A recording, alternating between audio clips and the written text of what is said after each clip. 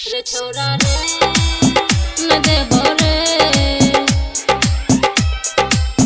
Vaishnavi recording studio Akhtawara. Music by DJ Umesh Shukipur बाजार।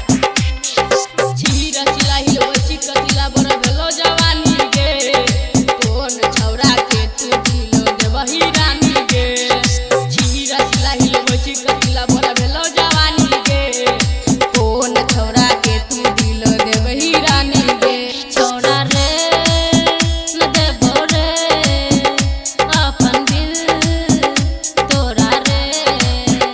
सुन रे न देबो रे अपन दिल तोरा रे।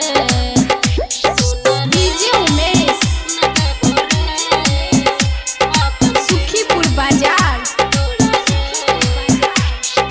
देखै में लागै छी गे गोरी पूर्णिमा के चांद फुर्सत से बनल को गोरी तोरा गे भगवान।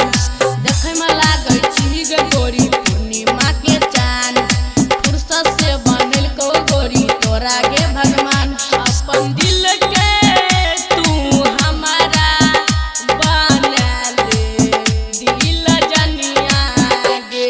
हमरा सन सन सन ढेर मिल तो खोज ली हरे जेहन छोरी मिल तो तू बुझ ली हरे। रे छोरा रे न देबो रे अपन दिल तोरा रे।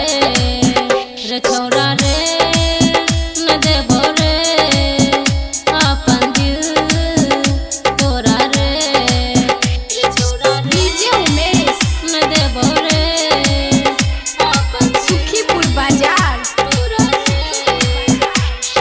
राइटर रोशन संगे गेला घूमे के बाजार वकील प्रेमी कहो तोरा देतो 100,000।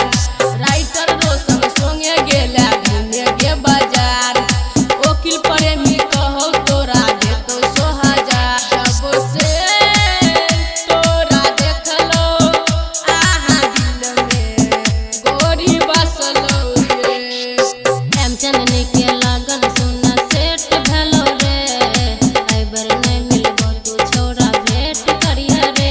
छोरा रे न देबो रे अपन दिल तोरा रे।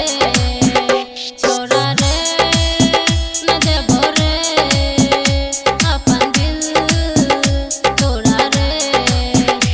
Vaishnavi recording studio अखतवारा।